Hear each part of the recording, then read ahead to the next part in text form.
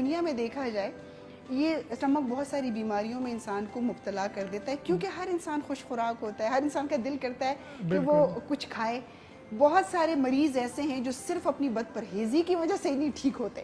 Medicines اپنا کام کرتی لیکن کیونکہ ان کا دل کرتا ہے کہ فروٹس بھی کھائے جائیں جن کو منع ہوتے ہیں، تلی ہوئی چیزیں بھی کھائیں، اور کچھ لوگ ایسے ہوتے ہیں جن کو زیادہ کھانا بھی اچھا لگتا ہے، لائک وہ لمیٹڈ کھانا نہیں کھاتے. تو ڈاکٹر صاحب سب سے پہلے تو آج ہمیں تھوڑا سا ڈائجسٹو سسٹم جو ہے، نظام انہضام جو ہے، اس کا تھوڑا سا ایک تعارف کروا دیں تاکہ سب لوگوں کو پتہ چل جائے کہ یہ کیا ہے اور کیا کرتا ہے. ٹھیک ہو گیا. سب سے پہلے تو آپ نے جس طرح بتایا نا کہ جو معدہ ہمارا ہے نا وہ ساری بیماریوں کی ماں اسے ہم کہہ سکتے ہیں. اگر ہم اس کا صحیح خیال نہ رکھیں تو یہ بیماریوں کی ماں بھی ثابت ہو سکتی ہے. تو اگر ڈائجسٹو سسٹم کی ہم بات کریں، یعنی GIT سسٹم یعنی گیسٹرو انٹسٹینل ٹریکٹ جو ہمارا ہے، یہ شروع ہوتا ہے ہمارے ہونٹوں سے لے کے ہمارے نیچے بڑی آنت تک. یہ پورا ایک سسٹم ہے اور یہ بڑا ایک سوفسٹیکیٹڈ سسٹم اللہ نے بنایا ہے. اور یہ ایک فیکٹری کی مانند ہم اسے دیکھ سکتے ہیں، کیونکہ اس میں پوری ایک جرنی ہوتی ہے خوراک کی، جو وہ جرنی کھانا کھاتے ہیں، پھر وہ کس طرح سے فوڈ کی نالی میں جاتا ہے، پھر اسٹمک، پھر جگر اپنے حصے چیزیں لیتا ہے. بالکل. تو سب سے پہلے تو اگر ہم خوراک کو منہ میں چبائے سے ہی تو آدھا کام تو ہمارا ہو جاتا ہے. لیکن آج کل اگر دیکھیں نا تو لوگ کھانا چباتے نہیں ہیں اور جلدی میں ٹیسٹ بس اچھا لگتا ہے تو بس کھاتے جاتے ہیں. تو جو ہمارا چیونگ سسٹم ہے، ہمارے دانتوں کا جو کام ہے، ہم اس سے اگر کام نہ لیں اور وہی کام ہم معدے کے ذمے چھوڑ دیں تو ظاہر ہے پھر اس سے کافی سارے مسائل پیدا ہو جاتے ہیں. اصل میں ڈاکٹر صاحب ہمارا دانتوں کی طرف وہ ہی نہیں جاتا دھیان کہ یہ اللہ میاں نے کیوں لگایا، اسے چبانا بھی ہے یا سوالو کرنا ہے بس. بالکل. تو کھانے کو سوالو نہیں کرنا چاہیے، کھانے کو پہلے اچھی طرح چبانا چاہیے. اور دانتوں میں بھی پھر مطلب دو قسم کے دانت ہیں. پہلے جو ہمارے فرنٹ والے ٹیتھ ہیں، اس سے ہم کھانے کو کٹ کرتے ہیں، پھر جو ہمارے جاز ہیں اس سے پھر ہم چباتے ہیں، اس کو کرش کرتے ہیں، پھر معدے کے لیے کام تھوڑا آسان ہو جاتا ہے. بہت سارے لوگ نہیں کرتے آسان، معدہ ہی سارا کچھ کرتا ہے. بالکل. پھر اس کے بعد اسوفیگس کے ذریعے خوراک، مطلب جو خوراک کی نالی ہے اس کے ذریعے پھر معدے میں خوراک چلی جاتی ہے. پھر معدے میں ایک الگ فیکٹری ہے، ادھر HCl بھی بن رہا ہے، ادھر مختلف قسم کے انزائمز بھی ہیں اور وہ کھانے کو مطلب پوری طرح کرش کر لیتا ہے. پھر بات جاتی ہے اسمال انٹسٹائنس کی طرف. تو چھوٹی آنتوں میں جب خوراک چلا جاتا ہے پھر وہاں سے لیور جو ہے وہ انسولین بھی، جو پینکریاس ہے وہ انسولین سیکریٹ کرتا ہے، لیور بائل سیکریٹ کرتا ہے، اور اسی طرح یہ پورا نظام چلتا رہتا ہے.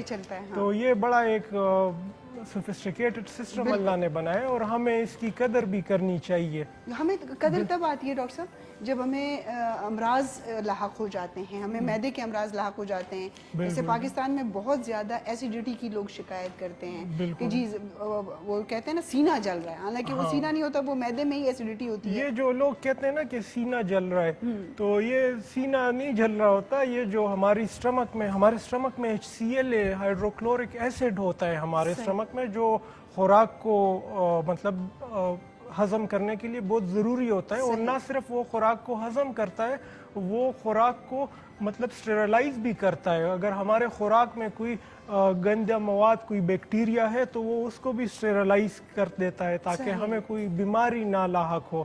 تو جب ہمارا وہ جو اسٹمک کا ایسڈ ہے تو وہ جب اسوفیگس کی طرف آ جاتا ہے، کبھی کبھی سپنچر جو ہمارا ہے، جو اسوفیگس اور معدے کے بیچ میں جو دروازہ قدرتی اللہ نے لگایا ہوا ہے، جب وہ کھل جاتا ہے اور تھوڑی سی اسٹمک کی وہ ایسیڈیٹی کی تھوڑی سی حرارت جب ہمارے اسوفیگس میں آتی ہے تو ہمیں شدید جلن کا احساس ہوتا ہے اور ہم کہتے ہیں کہ ہمارے سینے میں جلن ہو رہی ہے. بالکل، حالانکہ وہ اسٹمک کی ایسیڈیٹی اسوفیگس کی طرف ریفلیکس کر چکی ہوتی ہے، جسے ہم میڈیکل الفاظ میں GERD یعنی لیکن ہم عموماً کہتے ہیں کہ جی سینہ جل رہا ہے. ہاں بالکل، ہم یہ بات کرتے ہیں. اچھا ڈاکٹر صاحب، آپ کے پاس بہت سارے مریض آتے ہیں، تو یہ بتائیے کہ موسٹلی جو ہے کامن ڈیزیز کیا ہے جو زیادہ تر لوگ شکایت کرتے ہیں؟ کامن ڈیزیز تو آج کل اگر ہم دیکھیں، آج کل تو ایچ پائلوری کا بھی بہت زیادہ کیسز آ رہے ہیں ہمارے پاس. اسی طرح اسٹومیٹائٹس کے، یعنی منہ میں السر بن چکا ہوتا ہے.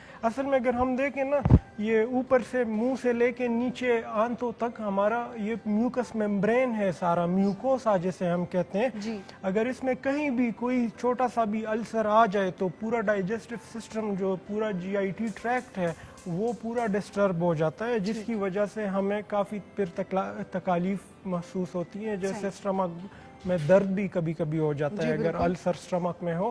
اور کافی اس کی بیماریاں ہیں معدے کی، ایک بیماری نہیں ہے، کافی ساری ڈاکٹر بیماریاں. صاحب اب ان کی روک تھام کے لیے کیا کرنا چاہیے؟ ایک تو علاج کی طرف بات آتی ہے کہ جب مریض ڈاکٹر کے پاس آتا ہے، لیکن ڈاکٹر کے پاس نہ آنے کی انسان اپنے لیے کچھ ایسی وجوہات کریٹ کرے، کچھ اپنا لائف سٹائل ایسا بنائے کہ اس کو ڈاکٹر تک جانے کی ضرورت نہ پیش آئے، تو وہ کون سی احتیاطی تدابیر ہیں جس کی وجہ سے ہم معدے کی زخم سے، السر سے، ایسیڈیٹی سے بچ سکتے ہیں؟